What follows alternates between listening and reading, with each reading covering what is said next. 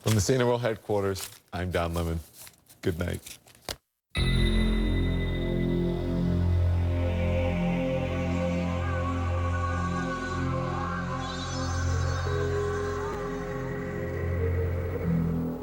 For 2 years, the bodies of black children had been found in the woods, then the rivers of Atlanta, Georgia. In all, more than 24 victims, most of them strangled. By May 1981, the police and FBI were hiding in the brush, beside and below the river bridges. This was to be the last night, almost the last hour. I heard the splash. Bob Campbell, a police recruit, jumped to his feet, down beside the Chattahoochee River. I was really startled. It sounded like a body entering water. He looked up at the bridge. And I saw brake lights of a car come on. I saw red lights. The car started slowly moving away from me across the bridge. Campbell radioed the other team members up above him. I asked, did the car stop on the bridge? Because, I couldn't believe what I saw. And each person told me they didn't see it. Then a policeman in a chase car, hidden on the other side, came on the radio. He just said, the car is pulling into the parking lot here, turning around in front of me. Started coming back across the bridge, coming back in my direction. This is that white station wagon. Police followed it and stopped it nearby. FBI agent Mike McComas rushed to the scene. The driver was standing by the highway. He was talking with the officers, saw a black male. He had on a baseball hat, had on glasses. The young man was Wayne Williams, about to turn 23, a self-anointed music talent scout who slept days and roamed the city at night. McComas invited Williams over to his car. He got in the car and I said, do you know why we're here? And he immediately said, yes, it's about the missing children. And that kind of stunned me, and I said, well, what do you know about that? And he goes, well, he said, I don't think that the various news agencies are covering it adequately, do you? 2 weeks later, this headline would break the news of that night on the bridge. Wayne Williams would be sent to prison to serve 2 life sentences for murder. At first glance, he hardly looks like a serial killer. Not much more than 5.5 feet tall, barely 150 pounds, now in his 50s and growing bald. The bottom line is, nobody ever testified or even claimed that they saw me strike another person, choke another person, stab, beat, or kill, or hurt anybody, because I didn't. This is the first time Wayne Williams has talked on TV in at least a decade. Why do you think you were convicted? Fear.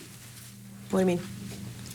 Atlanta at the time was in a panic. They wanted any suspect that they could find, and let's just be honest, it had to be a black person, because if it had been a white suspect, Atlanta probably would have gone up in flames. It came very close to that. Do you think you'll ever be free? No, Don, it's not a matter of if to me, it's a matter of when. Some 30 years after Wayne Williams' trial and conviction, there is still debate and some doubt. This time, you can be the judge and the jury. We'll lay out the evidence on both sides, and you'll hear from Wayne Williams at length. Then we'll invite you to reach your own verdict: guilty, innocent, or a third choice, not proven. The first clue was found on a dead boy's tennis shoes. The victim was Eric Middlebrooks, his body left here in a rainy alley, a foster child who rode his bicycle away one night on an errand and was dead by dawn.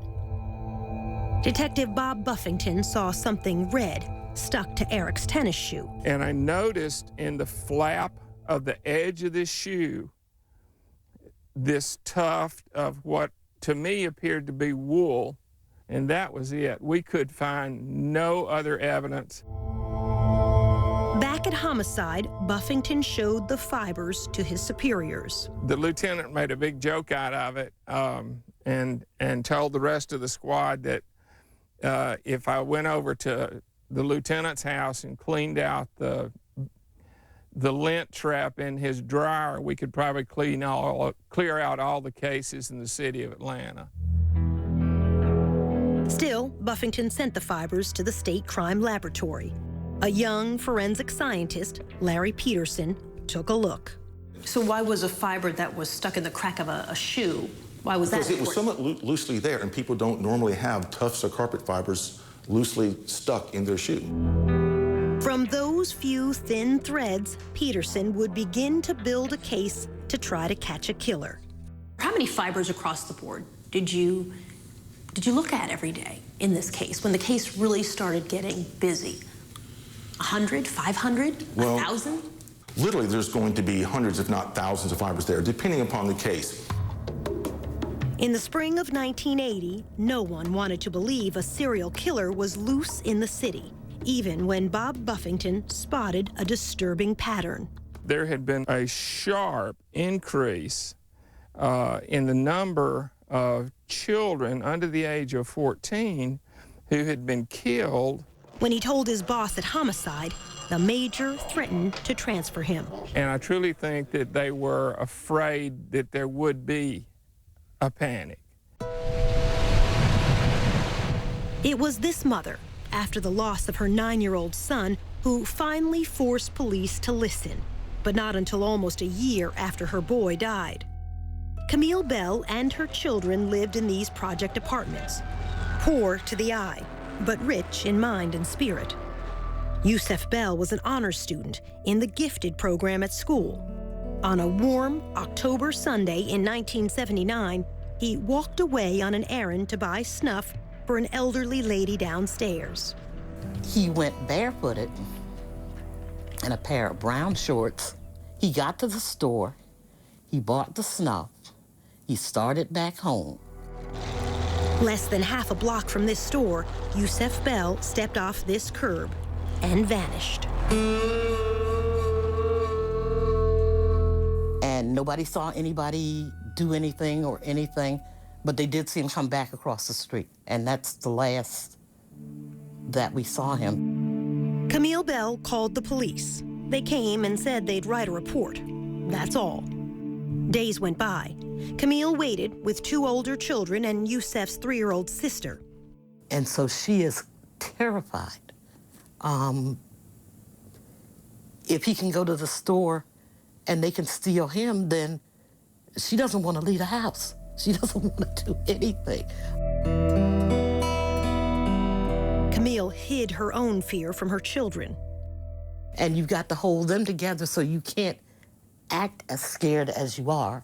The body of Yousef Bell was found in an abandoned schoolhouse. His body would not turn up for another month. Yousef Bell had been strangled. All of the what could have been, should have been, and probably would have been was taken away. And we'll never know now because somebody decided that it was all right to just kill a little kid because they wanted to. For a long time, the 3-year-old would look for Yousef every time it was a foggy day. And we'd go out into the fog, and she would go as far as she could into the fog. And I'd say, come back here, and she'd say, I got to go find my brother. And she said, the clouds came down, so Yousef can come down. The child, her mother said, had confused the fog with heaven.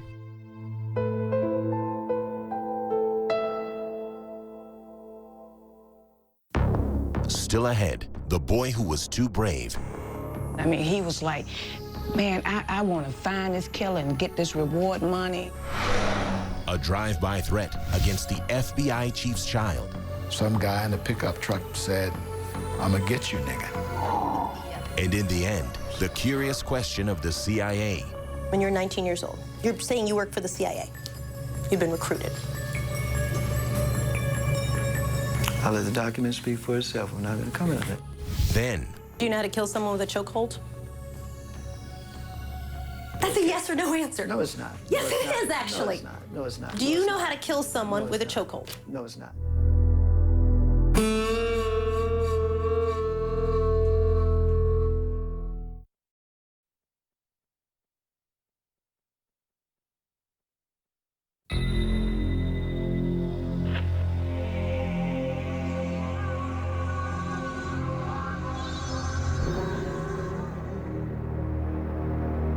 the spring of 1980, police were still reluctant to listen to Camille Bell. Children were dying on the streets of Atlanta in the daytime. Among them, Jeffrey Mathis, only 10. Like Yousef Bell, he walked down the street on an errand to this gas station to buy cigarettes for his mother. She never saw him again. What we had here was a predator, and what he was looking for was somebody who was cut off from the herd. And if you don't realize you're in trouble until you're in trouble, then you have no way of getting out. It would be another year before Jeffrey Mathis's body was found in a woods, miles from his home. His mother would join Camille Bell in forming a committee to confront the city's leaders. The reaction of the police was that we were overreacting and that there was no serial killer. Even though, by now, 6 black children were dead. 4 others were missing. Perhaps we were like distraught parents that really needed everyone's sympathy, but nobody needed to do anything. For years, it has been a dirty little secret among the press and the police. Deaths of blacks draw less attention than deaths of whites. Nobody cared. So you could have several killings go on, and if the people were poor, then no one discovered there was a serial killing. If you were black and poor, then really nobody looked, especially if you're black and poor and Southern. Police were slow to recognize these deaths were different. Many of the bodies were left in the woods, far from home, unlike most murder victims who are found where they fall.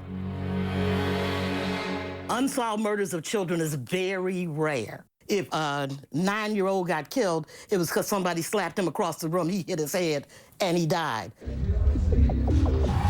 Police did not create a task force until a year after the first murders began. FBI profiler Roy Hazelwood came down to help. 3 detectives drove him around the city and turned into Jeffrey Mathis' neighborhood. As soon as we turned onto that street, everything stopped. The guy cutting the grass stopped. Guys playing dominoes on the porch stopped. I said, "What's going on?" I said, "Everything stopped." They said laughingly, "That's because we have a honky in the car." John Glover, who took over as FBI chief in Atlanta that summer, says that's why he and Hazelwood decided the killer had to be black. The killer is someone who is invisible in the black community. And who is invisible in the black community but another black person? Welcome Harris was one of the first task force detectives. He knew it had to be someone who went unnoticed. We felt like it was somebody who would come in the neighborhood and get these children and not draw attention to themselves. The question of which race struck a raw nerve. It had been only a dozen years since the murder of Dr. Martin Luther King. On the surface, Atlanta was a well-integrated city. Beneath the surface, it remained separate and unequal. My prayer and the prayer of everybody in there was we wanted the person to be black. And the reason why you wanted to be black, I knew what it would do to this town if it had been a white person or somebody else of another race. In the black community in the early 80s, a black serial killer was unheard of. All the classic serial killers were white, never black. Doesn't mean it didn't have one there. Today, black serial killers are not rare. In 2009, here in Cleveland, as well as in Milwaukee and Los Angeles, each time the accused serial killer turned out to be African American. Dr. Eric Hickey is a psychologist who keeps track of serial killers. Overall, in my study, 1 out of every 5 serial killers is African American. In the past, since 1995, over 40% are African American. We're finally saying, you know what, blacks do this too. There were whites who fed the fear in Atlanta. as FBI Chief John Glover had moved into this upper-class white neighborhood. His 12-year-old son was playing outside one afternoon. Some guy in a pickup truck, he was out in the yard. In our side yard, we were on a corner, we lived in, had a corner lot, you know, said, "I'm gonna get you, nigga," as he was driving by. Kasim Reed, seen in these childhood photos, was only 10 when the first two bodies were found in the woods close to his home in the summer of 1979. My life did change. How so? Not out as late as you used to be, not able to ride your bike unaccompanied. In 2010, Reed would become the mayor of Atlanta. But back then, as the youngest boy in his family, his teenage brothers were his protectors. And I didn't move without my brothers for about a year. The bulk of the victims were boys like you. You're right. Your age. You're right. Black boys. Yes. Did you personally feel afraid? I can't honestly say that I really felt afraid, except for at moments. You would have a van slow down, and everybody was very mindful of vans at the time. People were suspicious of everybody, and they were afraid. And the children, you had children walking the street, car go by, you could see some of them were in fear. And for good reason. The murders were about to increase to a body almost every week.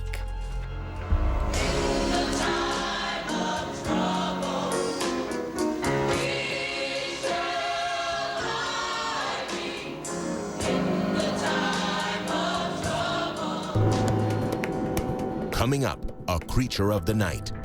Being an ex-news reporter and all, you know, nighttime is me. That's the time I'm out most of the time. And a mystery within a mystery. He walked into the back of the studio and he had horrible scratches on his arms. And he said he had fallen into a bush.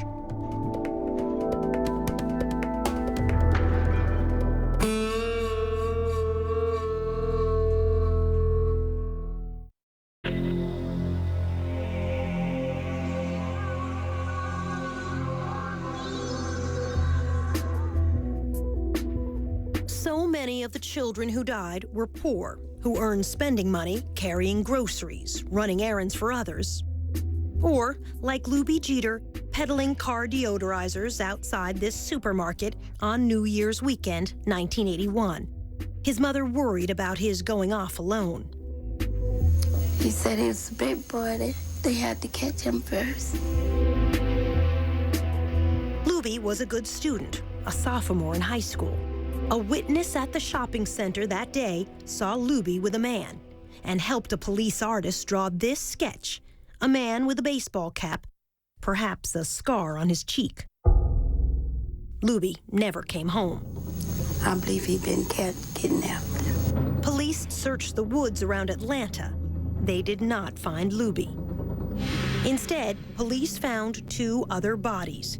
Young boys who had disappeared 10 miles and a month apart, yet both left here at the same dumping ground. The number of known dead, now 15. The unsolved murders of so many children had become front-page news around the nation and the world. This is the reward. The city announced a $100,000 reward, soon to grow to $500,000. The task force was swamped with sketches of suspects, none of them alike, many suggested by psychics. At the state crime lab, Larry Peterson was sifting through thousands of fibers: nylon, rayon, acrylic, acetate. Is it like looking for a needle in a haystack? Or smaller? It's like looking for multiple needles in multiple haystacks. Then, in January 1981, a breakthrough. Peterson realized they were seeing one green carpet fiber with a unique shape. This is a cross-section of that fiber, magnified many times. This particular fiber had two very, very large lobes and one short lobe. The lobes are the three ends of the boomerang shape. The shape was the most distinctive feature of the fiber. He showed me a slide taken from another carpet. This is a single tuft from the carpet, cut in cross-section. Yeah, I can't tell that's green. That's enough. Even putting the tiny fibers under the microscope didn't help me. How can you tell what color this is? Because in this green carpet, because of that light green, it looks very whitish. The color seen microscopically is not going to be identical to what the overall carpet would be. Instead, an even more sophisticated microscope So let me just open this up. can separate colors to identify a specific fiber. We took another look. Oh, now you're talking. Now, Peterson knew what to look for. When I was looking at the fiber at first, I had no idea who had made it. I just knew it was very distinctive, and I would recognize it instantly. But he didn't know where to find it. Wayne Williams was not yet on anyone's radar. He had freelanced as a TV cameraman who shot fires and overnight news. He told us, You know, I know the streets of Atlanta. I've been around a while. Being an ex-news reporter and all, you know, nighttime is me. That's the time I'm out most of the time. now almost 23, a wannabe music producer, he was trying to form a singing group modeled after the Jackson 5. In fact, the afternoon Luby Jeter disappeared, Williams says this receipt shows he had an alibi, auditioning young singers from 4:30 to 8:30 that evening. The studio was a small demo studio. Kathy Andrews was co-owner of that studio. To my best recollection, he auditioned young kids for a group that never existed. They were roughly as young as 8 and as old, for the kids, they were as old as 11 or 12. Now living in another state, Kathy Andrews did not want her face shown because of what she saw on another day at her studio. At one point in time, when Wayne came for one of the sessions, he walked into the back of the studio and he had horrible scratches on his arms. Deep and painful, crisscrossing both arms. It was more this way and that way and that way and that way and that way and that way. And they were angry looking. And when I looked at him, the first words out of my mouth was, "Oh, Wayne, what happened? That looks awful." And he said he had fallen into a bush. 15-year-old Terry Pugh died late that January. His body dropped by the roadside in a rural county, 20 miles from home. He had been strangled. His mother. Whoever killed him, he had a tussle with him because he had scratches all over. It gives me chills down my spine still. To this day, Kathy Andrews does not believe Wayne's explanation. He did not fall in a bush. It was, after you realized it, it was fairly obvious. I mean, and I don't know what else could have caused that kind of wound on his arm. The intervals between murders were shrinking. 19 days from Luby Jeter's disappearance until Terry Pugh's death. Then 15 days until the next victim. Soon 13, then 11. And before long, a body a week. FBI profiler Roy Hazelwood says this is not unusual for serial killers. They come to believe that they, in fact, are almost immune to mistakes, if you will, and they can take greater risks because it's more exciting, and because they're so superior, they don't have to worry about the inferior police catching them. After a month, Luby Jeter's body would be found in the woods, the boy left naked except for scraps of underwear. The medical examiner would testify Jeter apparently had been killed by, quote, a chokehold around the neck, a forearm across the neck. It's a question we'll have reason to ask Wayne Williams by the end of all of this. It's actually a very simple question. Can you kill someone with a chokehold? And when you were 19 years old... You probably could under the right I know circumstances. for a fact I could not. When we return, the boy who wanted to catch a killer. The body was indeed another victim of Atlanta's child killer or killers. I just know right away it was his body. Oh my God, Mom. And later, a failed lie detector test. It surprised him that he didn't beat that polygraph test. He was convinced he could beat a polygraph test.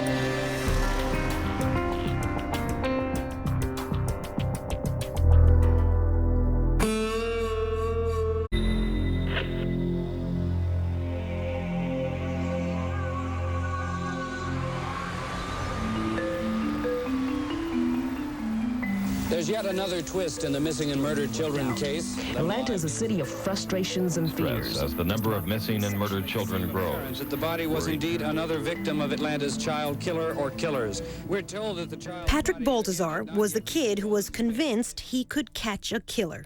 He was like, man, I want to find this killer and get this reward money, and I'm going to buy my mom a house, and I'm going to do this, and I'm going to find this killer. His stepmother, Sheila Baltazar, was worried. For a 10, 11-year-old child to be talking like that was just like, wow, you know, where's his mind at? Patrick was a latchkey child, living unsupervised with an older brother in a project apartment near downtown. He was very streetwise. He stayed out late at night, often at the Omni Center, now the headquarters of CNN, but back then a hotel complex with an indoor skating rink and a game room for kids. And that's where he spent a lot of his time at the games arcade. Wayne Williams was known to frequent the Omni, passing out these flyers as a talent scout to offer auditions to boys from age 11 on up. 15 kids are dead. 2 others are officially missing and listed as part... By early February 1981, more than a dozen young African-American boys had been found dead, many dumped in the woods around Atlanta. I was very fearful. My God. Sheila Baltazar pleaded to send Patrick back home to the rest of his family in rural Louisiana. If I had somewhere to send my son, I would have sent my son. One evening, a white man in a big car appeared to threaten Patrick and a small friend. The little boy said that Patrick said, man, that might be the killer. Patrick used a payphone to call police. He told them, a man was chasing me and my friend in a brown Cadillac. Well, actually, they thought it was a crank phone call. They didn't send a car out. This is a sketch the other boy provided to police after Patrick was dead. 2 weeks later, on February 6th, Patrick stopped by the restaurant where his father worked to ask for money, then walked back toward the Omni. He never made it home that night. I'm like, he didn't come home? Oh my God. That was the first thing popped in my head. Missing. Murdered. Oh my God. The Atlanta Missing Persons Bureau continued their hunt for this missing child. 11-year-old. One day seemed like it was a week. That was the longest search in the world. It was almost 2 p.m. when maintenance man Ishmael Strickland found the lifeless figure of a young black boy lying in some bushes. On the 7th day, a maintenance man spotted a body tossed down into the woods behind a parking lot at a suburban office complex. The bank was fairly steep. Medical examiner Yousef Bell had to hold on to a rope to get down to the scene. He had a ligature mark on his neck, like if somebody had a ligature and they were behind you or off to the side behind you and they close their hands or fists together and pull the ligature, basically. In other words, killed from behind. Most likely, yes. All right, let me place another sample on this side. State Crime Lab scientist Larry Peterson attended the autopsy. I can recall at one autopsy pulling a fiber off of one of the victims. It was a green carpet fiber. I mounted the sample on the slide, went over and looked under the microscope and went, it's the same one. You knew right away. I knew right then. And it became apparent that the body was indeed another victim of Atlanta's child killer or killers. Again, local television carried these pictures live from the crime scene. As it was studied, it became apparent it was one of the 3 children listed as missing. We're told that the child's body, again, had not... Sheila Baltazar got a call from her mother. She said, they found another body.